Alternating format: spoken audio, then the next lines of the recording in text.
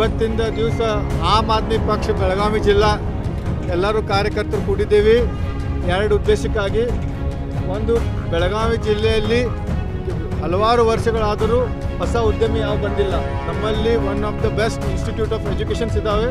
But ನಮ್ಮ ಹುಡುಗರು ಏನು ಮಾಡ್ತಾರೆ, ಸಾಲಿ ಕಲ್ತು ಬಾಂಬೆಗೆ ಹೋಗಬೇಕು, ಬೆಂಗಳೂರಿಗೆ ಹೋಗಬೇಕು, ಇಲ್ಲಿಗೆ ಪುನಾಗೆ ಹೋಗಬೇಕು. ಅದಕ್ಕೆ ನಾವು ಸರ್ಕಾರಕ್ಕೆ ಏನು ನಿವೇದನೆ ಮಾಡ್ತೇವೆ ಅಂತಂದ್ರೆ ನಮ್ಮ ಹುಡುಗರು ಇಲ್ಲೇ ಕಲ್ತು ಇಲ್ಲೇ ನೌಕರಿ ಸಿಗಬೇಕು. ಅದಕ್ಕೆ 3 ಹೊಸದ ಪಾರ್ಕ್ ತೆಗಿಬೇಕಂತ ನಾವು ಒಂದು ನಿವೇದನೆ ಮಾಡ್ತೀವಿ. ಒಂದು ಫೌಂಡ್ರಿ ಆ್ಯಂಡ್ ಮಷಿನಿಂಗ್ ಪಾರ್ಕು, ಒಂದು ಐ ಟಿ ಪಾರ್ಕ್ ದೇಸೂರು ಜಂಗಲ್ನಾಗ ಮಾಡ್ಯಾರ. ಅದನ್ನ ತೊಗೊಂಡು ಹೈವೇಗಾರ ಕೊಡಬೇಕು, ಇಲ್ಲಿಕ್ಕಂತಂದ್ರೆ ಏರ್ಪೋರ್ಟ್ ಕಡೆಯಾರ ಮಾಡಬೇಕು. ಅಂದ್ರೆ ಐ ಟಿ ಕಂಪ್ನಿ ಬರ್ತಾವೆ, ಯಾರು ದೇಸೂರು ಜಂಗಲ್ನಾಗ ಹೋಗಿ ಐ ಟಿ ಪಾರ್ಕ್ ಮಾಡ್ತಾರೋ. ಆಮೇಲೆ ಇನ್ನೊಂದು ಜವಳಿ ಉದ್ಯಮಿ ನಮ್ಮ ಬೆಳಗಾವಿನೇ ಭಾಳ ದೊಡ್ಡದೈತಿ.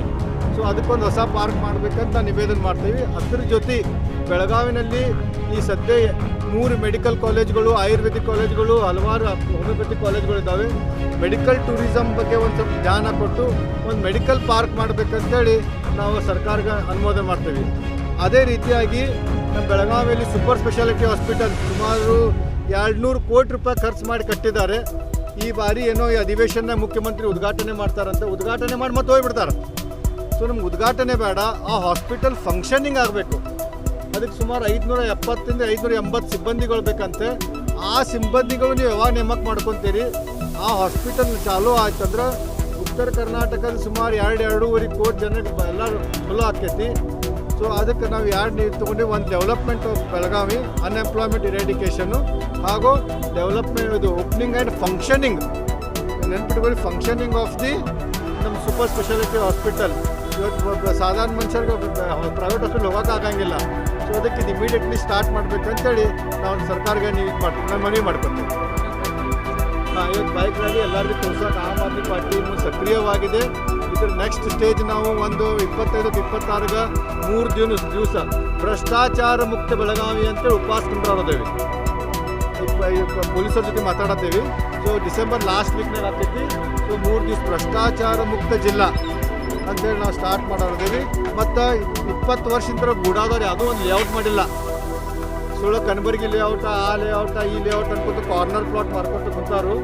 ಅದಕ್ಕೆ ನಾವು ಗೂಡಾದವ್ರ ವಿರುದ್ಧ ಇನ್ನೊಂದು ವಾರನಾಗ ಪ್ರೆಸ್ ಕಾನ್ಫರೆನ್ಸು ಮತ್ತು ಒಂದು ಮನವಿ ಕೊಟ್ಟು RC ಅವ್ರಿಗೆ ಕೊಡೋ ವಿಚಾರ ಅದೇವಿ. ಬೈಕ್ ರ್ಯಾಲಿ ನಾಥಪಾಯಿ ಸರ್ಕಲ್ನಿಂದ ಇಲ್ಲಿ ಮಟ್ಟ ಅಂದರೆ ಬೆಳಗಾವಿನಲ್ಲಿ ನಮ್ಮ ಪಕ್ಷ ಬಂದೈತಂತೆ ಒಂದು ತೋರ್ಸಕ್ಕೆ ಇದು ಮಾಡಿದ್ದೇವೆ.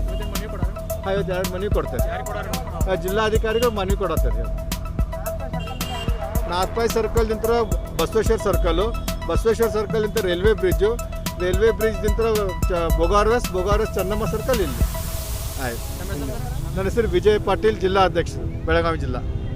हेलो, आज हम सबका इधर जमने का जो मकसद है, हमारा युवा कमेटी और हमारे विजय पाटिल सर, हम सब एक दिखाना चाहते हैं कि हमारा आम आदमी पक्ष इधर है और जागरूकता से हम लोग काम कर रहे हैं जिम्मेदारी लेके. और बेसिकली हमको डेवलपमेंट के ऊपर ज़्यादा ध्यान देना है और हमारे युवा जो अनएम्प्लॉयमेंट है इनके जॉब सेक्टर्स के बारे में हमको सोचना है.